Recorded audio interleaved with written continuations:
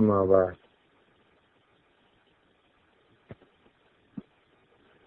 سلسلہ عالیہ نقشبندیہ میں پہلا سبق لطیف قلب۔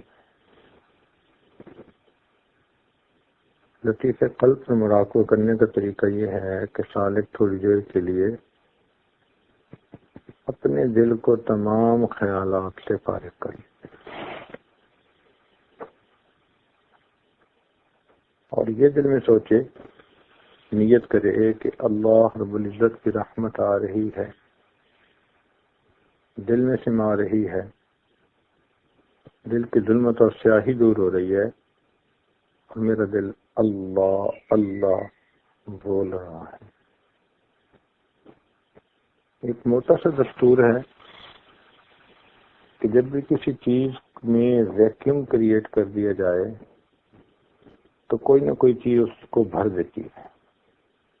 ویکیوم رہتا نہیں اس دنیا میں۔ آپ ایک طرف سے کسی چیز میں ویکیوم کریٹ کرنے کی کوشش کریں، دوسری طرف سے ایئر اس میں پہنچ جائے۔ اسی طرح جب ہم بیٹھ کر اپنے ذہن کے خیالات کو نکال دیتے ہیں تو ہم اپنے ذہن میں ایک ویکیوم کریٹ کرتے ہیں اور اس ویکیوم کو پھر اللہ کی یاد آٹومیٹک بھر دیتی ہے۔ اللہ تعالیٰ کی طرف سے ایک نور ہے، وہ پھر انسان کے سینے کو بھر دیتا ہے۔ اب جتنا ہم بیٹھ کر مراقبے میں یہ ویکیوم کریٹ کریں گے اور گند کو نکالیں گے، اتنا ہی خیر سے اس دل کو بھر دیا جائے۔ اسی لیے مراقبے کی کثرت کرنا انتہائی ضروری ہے۔ قرآن مجید میں جہاں بھی ذکر کا حکم، وہاں ذکر کثیر کا حکم۔ یا ایھا الذین آمنوا اذکروا اللہ ذکرا کثیرا، تو ذکر کثیر کا حکم ہے۔ ذکر کثیر کا کیا مطلب؟ کہ لیٹے بیٹھے چلتے پھرتے انسان اپنے رب کو یاد کرے، اس کو ذکر کثیر کہتے ہیں۔ بعض چیزوں میں جو مقدار ہوتی ہے وہ بڑا کاؤنٹ کرتی ہے۔ مثال کے طور پر ایک آدمی بیمار ہوا، بخار زیادہ ہے، 103 ہے، 4 ہے، ڈاکٹر اس کو کہتا ہے کہ آپ نے صبح دوپہر شام 3 وقت ایک دن میں اینٹی بایوٹک کھانی ہے، اور ٹوٹل یہ 7 دن کا کورس ہے، تو آپ نے 21 گولیاں کھانی ہیں اور یہ بخار دور ہو جائے۔ اگر وہ بندہ فرض کرو کہ ہر 3 دن کے بعد ایک گولی کھاتا ہے، پھر اگلے 3 دن کے بعد ایک گولی کھاتا ہے، تو اگر وہ 21 کیا 42 گولیاں بھی کھا لے تو اس کا مرض دور نہیں ہوگا۔ حالانکہ دوائی بھی ٹھیک، پرسکرپشن بھی ٹھیک، لیکن مقدار پوری نہیں۔ تو بعض اوقات مقدار کاؤنٹ کرتی ہے۔ اسی لیے اگر صبح دوپہر شام کھانے کی پرسکرپشن ہے اور ایک وقت مس کر جائے تو ڈاکٹر کہتے ہیں اب دوبارہ شروع کرو۔ اسی طرح ذکر میں بھی مقدار کاؤنٹ کرتی ہے۔ تھوڑا ذکر اگر کوئی بندہ کرے تو اس کو فائدہ نہیں دیتا۔ وَلَا يَذْكُرُونَ اللَّهَ إِلَّا قَلِيلًا۔ نتیجہ کیا ہوتا ہے؟ مذبذبین بین ذالک۔ ایسا بندہ جو تھوڑا ذکر کرتا ہے نا، وہ تذبذب کا شکار ہوتا ہے۔ کبھی سمجھتا ہے میں اس راستے پہ چلوں، کبھی سمجھتا ہے نہیں چلوں، کبھی کچھ ہے کبھی کچھ ہے، اس کی گاڑی بس ڈھیلی ملی چل رہی ہوتی ہے، کبھی رکتی ہے کبھی چلتی ہے۔ تو ذکر کی کثرت سے دل کی ظلمت دور ہوتی ہے۔ اس لیے ہمارے مشائخ نے کہا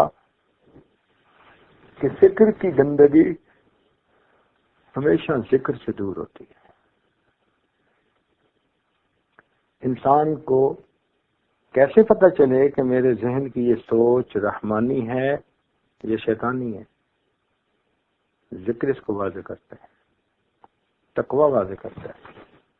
قرآن مجید میں ہے وَمَن يَتَّقِ اللَّهَ يَجْعَل لَّهُ فُرْقَانًا، کہ جو تقوی اختیار کرتا ہے اللہ تعالیٰ اس کو فرقان عطا کر دیتا ہے۔ فرقان کہتے ہیں قوت فارقہ، فرق بین الحق والباطل، حق اور باطل کے درمیان امتیاز کرنے والی بصیرت جو بندے کو نصیب ہوتی ہے اس کو فرقان کہتے ہیں۔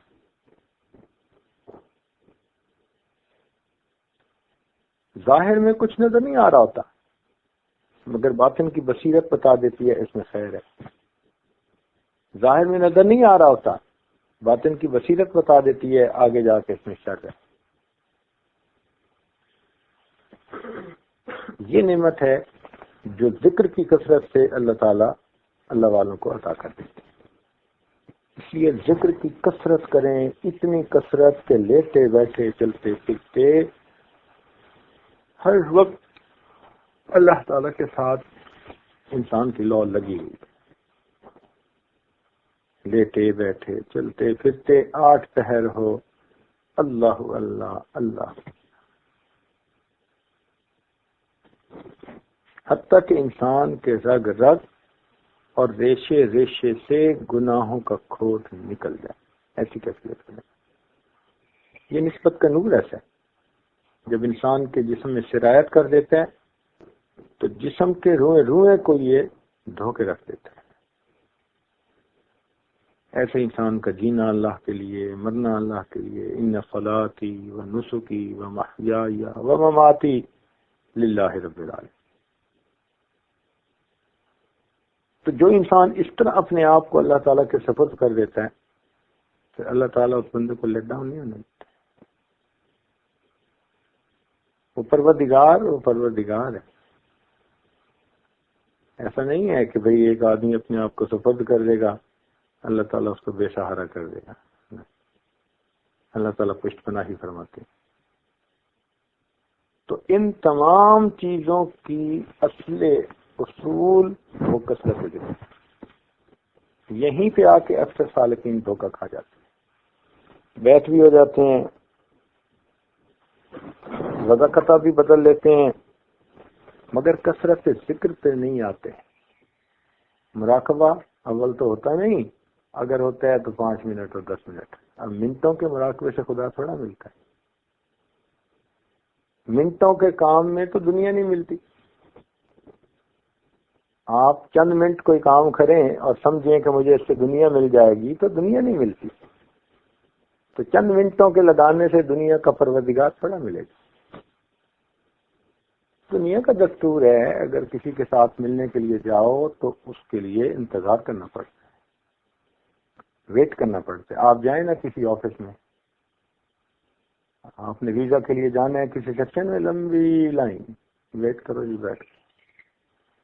دنیا کے لوگوں سے ملنا ہے تو ویٹ کرو، تو خدا سے ملنا ہے تو پھر ویٹنگ لائن کرو۔ وہ جو ویٹنگ ہے نا وہ اس طرح پوری ہوتی ہے، روز مراقبے میں بیٹھے یہ انتظار کی گھڑیاں گزار رہا ہے۔ اور جو بندہ زندگی بھر اللہ تعالیٰ کی انتظار میں، ملاقات کے انتظار میں اس طرح سر جھکا کے بیٹھتا رہا ہوگا، پھر جب روز محشر اللہ کے حضور جائے گا اس نے اپنا ویٹنگ ٹائم پورا کیا ہوگا۔ جاتے ہی اللہ سے ملاقات۔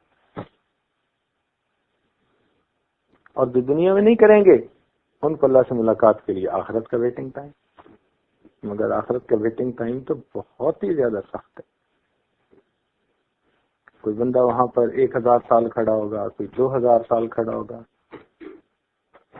اس لیے ذکر کی کثرت اس کی اتنی اہمیت ہے کہ اللہ تعالیٰ اپنے انبیاء کو حکم فرماتے ہیں، اذهب انت واخوك بآیاتی ولا تنیا فی ذکری۔ اے موسیٰ علیہ السلام آپ جائیں اپنے بھائی کو لے کے اور میری نشانیاں لے کے، ولا تنیا فی ذکری، اور دونوں میرے ذکر سے غافل نہ ہونا۔ کہتے ہیں کہ بڑے جب کوئی بات کیا کرتے ہیں نا وہ بہت بڑی ہوتی ہے۔ اللہ تعالیٰ ہدایات دینے والے اور پیغمبر ہیں دو جن کو ہدایات مل رہی ہیں، اور اللہ تعالیٰ ان کو فرماتے ہیں ولا تنیا فی ذکری، تم دونوں میری یاد سے غافل نہ ہونا۔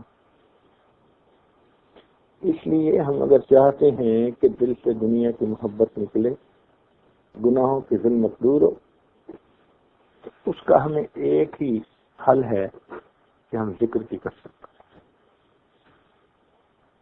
ذکر کی کثرت کریں۔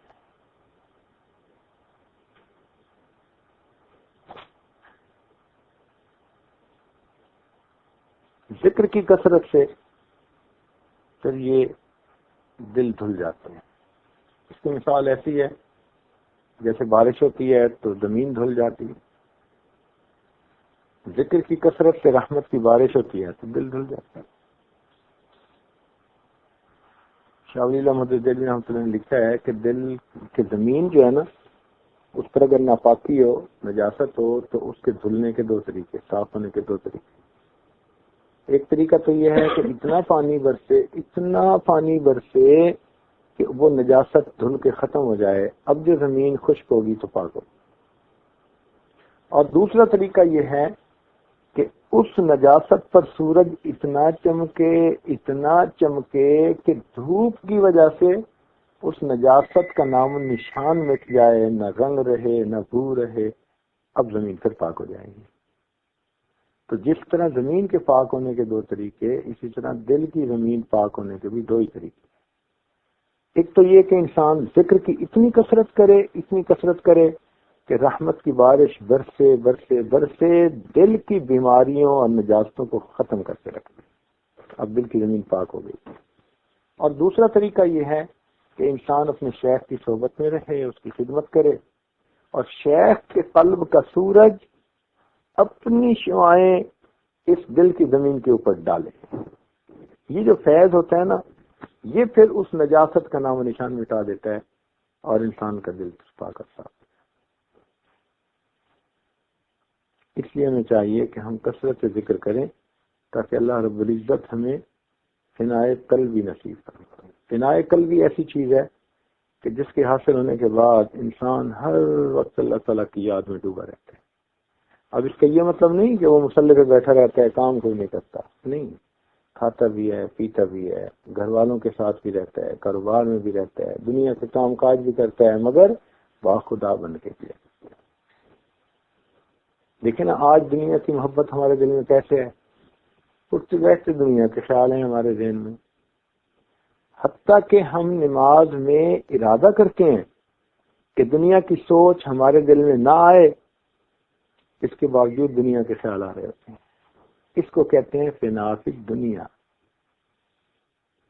تو جیسے ہم اس وقت فنا فی الدنیا ہیں کہ کوشش کے باوجود ہم دنیا کو بھلا نہیں پا رہے، کاش کہ ایسی حالت ہماری فنا فی اللہ کے ساتھ، کہ اللہ کو ہم بھلانا بھی اگر چاہتے تو بھی اللہ کو نہ بھول سکتے۔ اب سوچیں ہم کہاں کھڑے ہیں اور ہمیں پہنچنا کہاں۔ دعا ہے اللہ تعالی ہمیں فنا فی اللہ بقا باللہ کی یہ کیفیت عطا فرما دے تاکہ ہماری زندگی نیکوکاری پر گزر جائے۔ وآخر دعوانا الحمدللہ رب العالمین ورحمۃ۔ هي الحلقات تحفظني بآيات من القرآن، هي الحلقات تملأني بحب المصطفى العدنان، هي الحلقات تحفظني بآيات من القرآن، هي الحلقات تملأني بحب